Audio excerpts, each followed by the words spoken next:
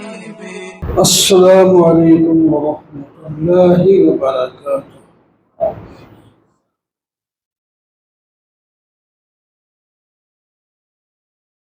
الحمد للہ وکفى والصلاة والسلام على سید الرسل وخاتم الانبیاء، اما بعد فأعوذ باللہ من الشیطان الرجیم، بسم اللہ الرحمن الرحیم۔ فلا وربك لا يؤمنون حتى يحكموك فيما شجر بينهم، صدق الله مولانا العظيم وصدق رسوله النبي الكريم، ونحن على ذلك لمن الشاهدين والشاكرين، والحمد لله رب العالمین۔ محترم معزز سامعین، بزرگوں، دوستوں، عزیز،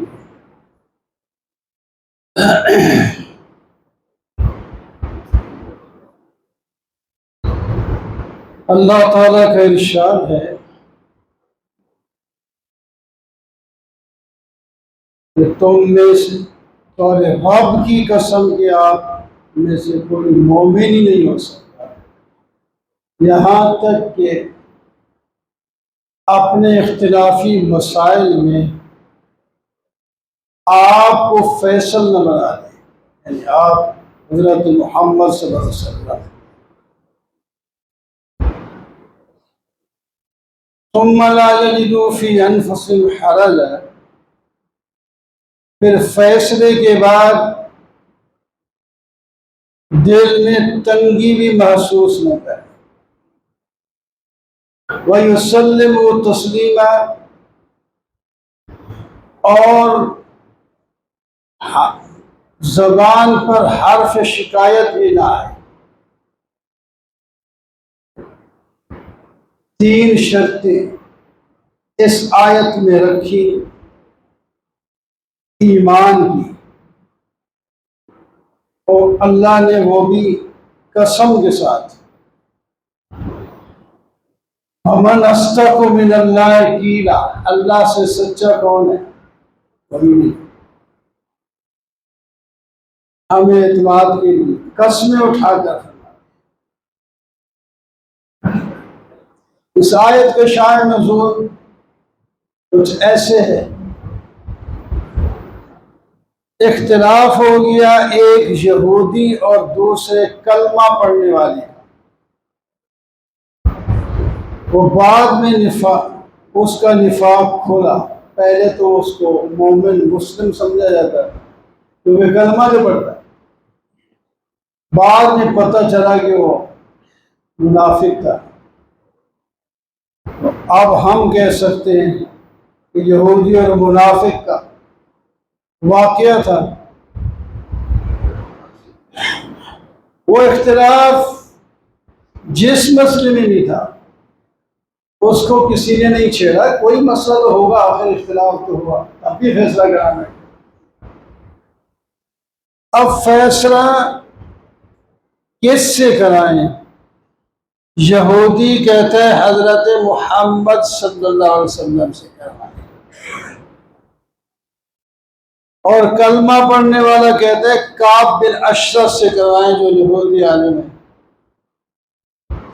یہ ان یہودیوں اور منافقوں کا وتیرہ یہ ہے، وہ حقیقت جانتے ہوتے ہیں کہ فیصلہ کس کی حق میں ہوگا۔ اگر وہ فیصلہ اس کے حق میں ہوتا ہے، یہ حق پر ہے، تو پھر نبی علیہ السلام کے پاس جانے کے لیے تیار ہے۔ جب جانتا ہے کہ نہیں میرے حق میں فیصلہ نہیں ہوگا، میں نہ حق پر، پھر کوئی اور۔ یہی کام یہودی کرتے ہیں، یہی منافق۔ تو چونکہ وہ یہودی کے حق میں ہونا تھا فیصلہ، حق میں ہوئی تھا،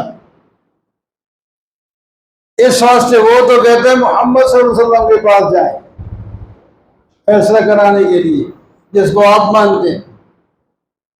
اور منافق جانتا تھا کہ یہ میرے حق میں فیصلہ نہیں ہوگا، میں نہ حق پر ہوں، حق پر وہ ہے اسی کے حق میں فیصلہ ہوگا، اس واسطے جان چھڑا رہا ہے۔ ادھر نہیں کہا بن اشرف جو تمہارا بڑا عالم ہے اس سے کرواتے۔ بہرحال آخر کار نبی علیہ السلام کے پاس آئے، وہی ہوا، آپ نے یہودی کے حق میں فیصلہ کر دیا۔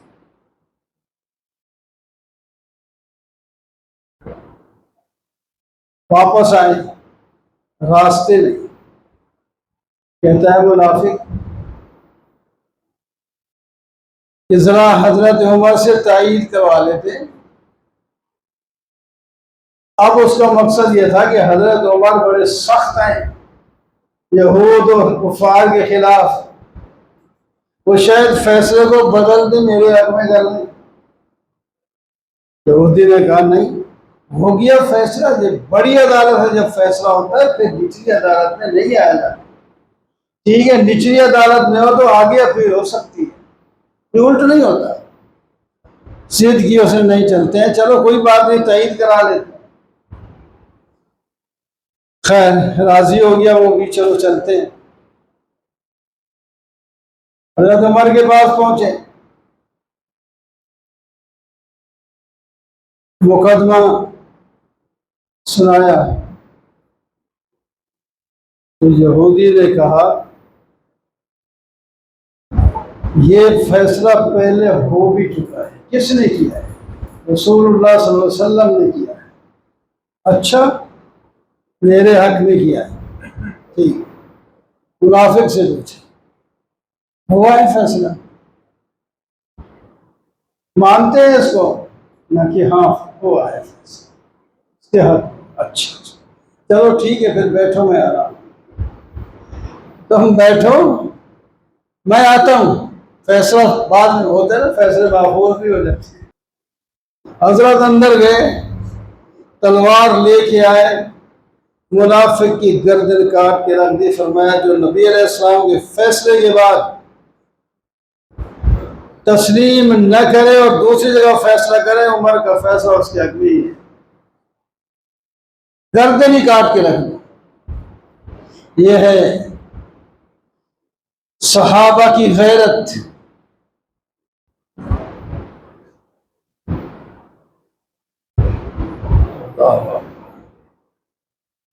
ابھی آپ کو واقعہ سنا رہے تھے مولوی صاحب، لقمہ گر گیا، لقمہ گر گیا، سنا ہے نا؟ لقمہ گر گیا نیچے، حکم ہے نبی علیہ السلام کا اگر وہ ایسی غلیظ جگہ پہ ناپاک نہیں ہو گیا تو اس کو اٹھاؤ، خواہ مٹی بھی لگ گئی اس کو صاف کر کے کھاؤ۔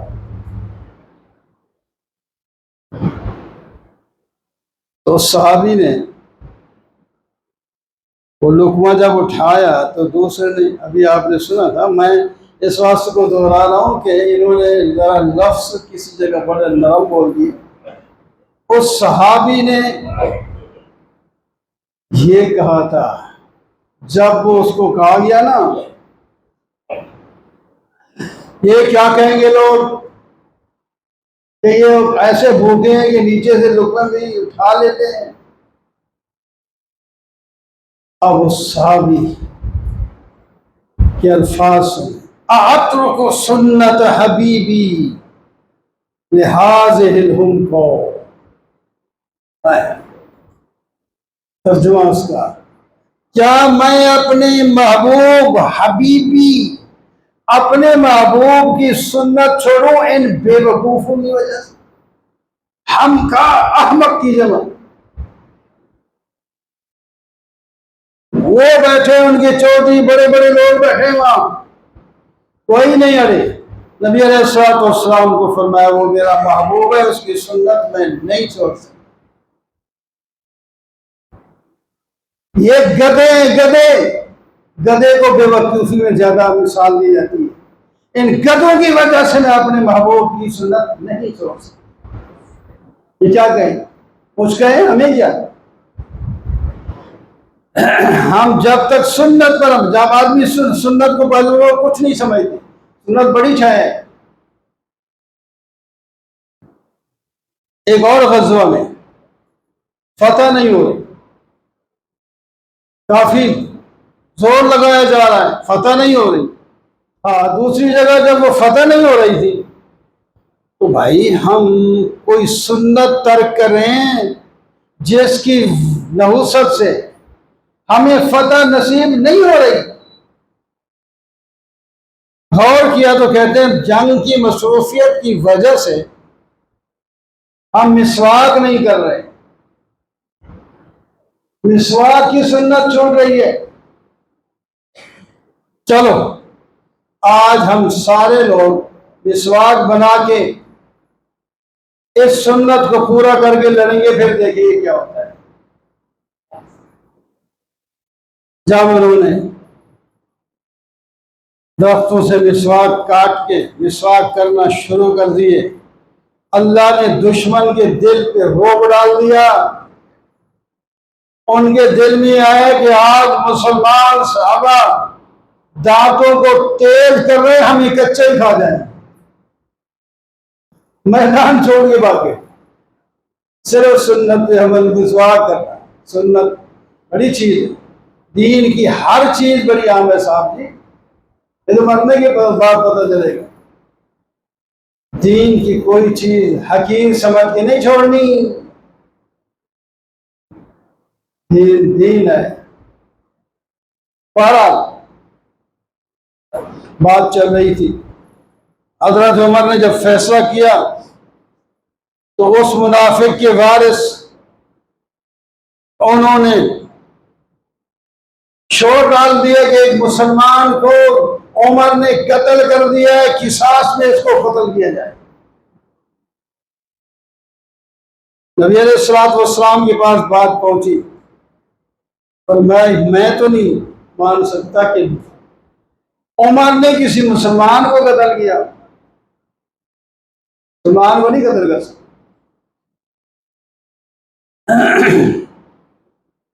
بہرحال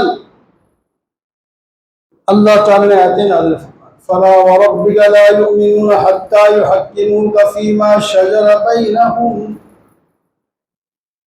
تیرے رب کی قسم یہ لوگ ایماندار ہو ہی نہیں سکتے جب تک کہ اپنے فیصلوں میں آپ کو فیصل نہ بنائیں۔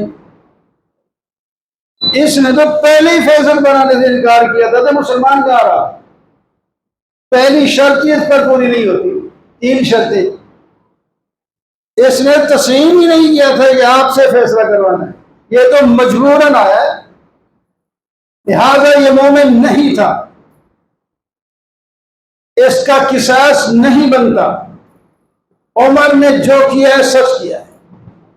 نبی علیہ الصلوۃ والسلام نے پھر فیصلہ فرما دیا کہ اس کا کوئی بدلہ نہیں ہوگا، کوئی قصاص نہیں ہوگا۔ وہ کافر تھا، منافق تھا، اس نے نبی کے فیصلے پر اعتراض کیا ہے، مرتد بھی ہو گیا صاحب۔ نبی کے فیصلے پر اعتراض کرنے سے مرتد نہیں ہو جاتا، اگر پہلے مسلمان ہو بھی تو پہلے وہ تھا ہی نہیں، آپ بھی اس واسطے اس کا کوئی قصاص نہیں ہوگا۔ تو حضرت عمر رضی اللہ تعالیٰ عنہ ہستیوں میں سے ہیں جن کو محدث کہا جاتا ہے۔ نبی کریم صلی اللہ علیہ وسلم نے فرمایا پہلی امت میں کچھ محدث ہوتے تھے۔ محدث کا معنی فرمایا، اس کا مطلب یہ ہے کہ اللہ تعالیٰ اس کے دل میں حق ڈالتے ہیں، الہام کرتے ہیں حق کا، اللہ تعالیٰ کی طرف سے اس کے دل میں بات ڈالی جاتی ہے، پھر وہ زبان سے بولتے ہیں، وہی حق ہوتا ہے جو اللہ نے ڈالا۔ تو اللہ تعالیٰ نے حضرت عمر رضی اللہ تعالیٰ عنہ کو یہ عزت بخشی کہ 20 سے زیادہ قرآن کی آیات ہیں جس میں حضرت عمر نے پہلے مشورہ دیا اور بعد میں آیت اتری، یا ایسے ہی ہے جیسے عمر نے کہا۔ جس کو ہم لوگ مانتے نہیں، یہ ہے وہ ہے، واصل ہے، فلاں ہے، غلط بات ہے۔ وہ تو محدث ہے، اللہ نے آیتیں پہلے اس کے دل میں ڈالی، انہوں نے زبان سے نکال کر مشورہ دیا، اور اللہ نے پھر آیت بھیج دی اس کے مطابق۔ حضرت عمر فرماتے تھے کتنی جگہ پر اللہ نے میری موافق، میری رائے اللہ کے حکم کے موافق ہو گئی، یوں نہیں کہا میں نے جس طرح رائے دی تھی اس کے موافق اللہ نے قرآن نازل کیا، یہ بے ادبی تھی۔ تو یوں کہا میری رائے اللہ کے حکم اور آیات کے موافق ہو گئی، اس کو موافقات عمر کہتے ہیں، وہ اس سے مقام ہے۔ ایسے پردے کا حکم نہیں تھا، مسلمان ہو رہے تھے لوگ، دور دور سے آ رہے تھے، ہر قسم کے لوگ، دیہاتی، شہری، دوسری زبانوں والے، پردے کا بھی احکام نہیں ہے۔ حضرت عمر کو غیرت آئی، عرض کیا یا رسول اللہ، ازواج مطہر باقی عورتوں کا جو ہوا، ان کو حکم دیا جائے کہ یہ پردے بھی رہے، یہ سامنے نہ رہے، کوئی بات بھی کرنی ہو، کسی صحابی نے کوئی بات بھی پوچھنی ہو تو پردے میں ہونے چاہیے، یہ بے پردگی ٹھیک نہیں۔ اللہ اللہ نے آیت نازل فرمائی وَإِذَا سَأَلْتُمُوهُنَّ مَتَاعًا فَاسْأَلُوهُنَّ مِنْ وَرَاءِ حِجَابٍ۔ حضرت زینب نے اس سے پہلے، آیت نازل ہونے سے پہلے، تھوڑا سا غصے کا اظہار کیا کہ ہمارے بارے میں عمر فیصلہ دیتے ہیں یا مشورے دیتے ہیں، ہمارے پاس تو اللہ کی وحی آتی ہے نبی علیہ السلام کے پاس، پیسے تو ادھر سے جاری ہونے چاہیے، تو وہ مشورے دے رہے ہیں۔ تو اتنے میں اللہ نے آیت نازل فرما دی، حضرت عمر کی تعین ہو۔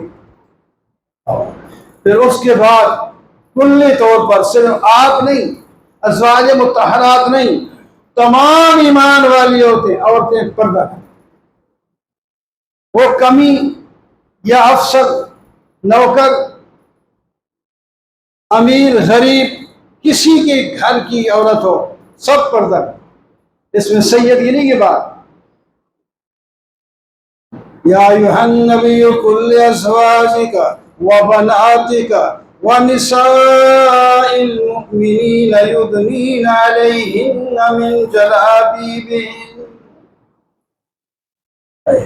اے میرے پیغمبر، آپ اپنی بیویوں، اپنی بیٹیوں اور کائنات کے تمام مومنوں کی بیویوں سے، عورتوں سے کہہ دے کہ وہ پردہ کریں،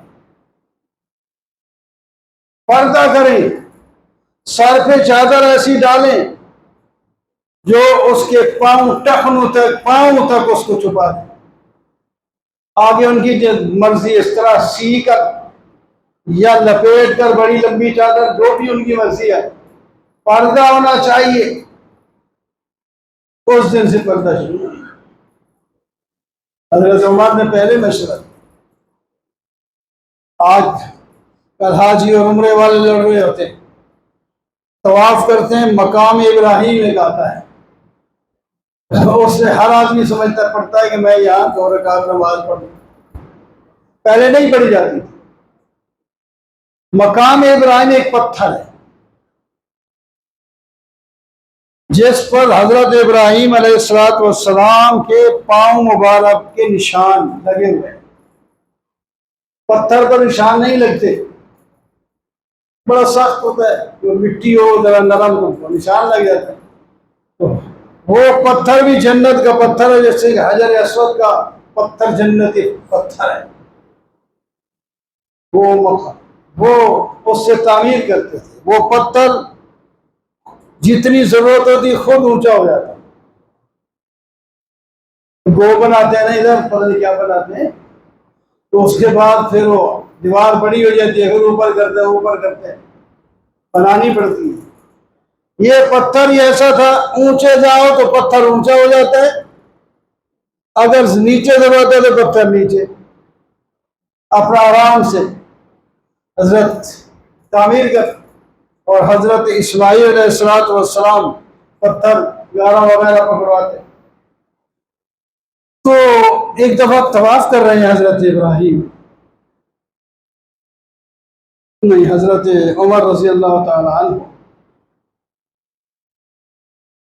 تو کھڑے ہو گئے. حضور اس مقام ابراہیم پر 2 نفل پڑھنے چاہیے. آپ کو پتہ ہے نبی علیہ السلام تو فرماتے ہیں وَمَا يَنْطِقُ عَنِ الْهَوَىٰ إِنْ هُوَ إِلَّا وَحْيٌ، اپنی طرف سے کچھ نہیں کہتا. عمر اس کے بارے میں مجھے کوئی ہدایت نہیں دی گئی، اس واسطے میں نہیں کہہ سکتا کہ آپ پڑھو. جبریل چاہے نا کہہ دو وَاتَّخِذُوا مِن مَّقَامِ إِبْرَاهِيمَ مُصَلًّى، ان کا فیصلہ کر دو، عمر کو راضی کر دو. نبی علیہ السلام کے لیے بھی فیصلے کا کی یہ دلیل بن جائے گی کہ اللہ کا حکم آ گیا کہ ابراہیم کے مقام اس پتھر کو مصلی بنا لو، یعنی وہاں نماز پڑھو. پہلے اس کے اوپر پڑھتے تھے، تھوڑے لوگ ہوتے تھے باری باری پڑھ لیتے، اور تو لاکھوں جو آدمی ہوتے ہیں وہ اوپر پڑھے، وہ لڑائی ہوتی ہے. پھر وہاں اس کو پیک کر دیا گیا، اس کے قریب آگے پیچھے پڑھی جاتی ہے نماز، اس کے اوپر نہیں پڑھتی. تو بہرحال موافقات حضرت عمر رضی اللہ تعالی عنہ نے پہلے مشورہ دیا، اور اللہ نے آیت بھیج دی، اور وہ حکم پھر قیامت کے لیے جاری ہو گیا. اور حضرت عمر اس درجے کے تھے. اللہ تعالی ہم سب کو حضرت عمر رضی اللہ تعالیٰ عنہ کے ساتھ اور حضور صلی اللہ علیہ وسلم اور تمام صحابہ کے ساتھ محبت اور اطاعت کا رویہ رکھنے کی توفیق عطا فرمائے. واقول قولی ھذا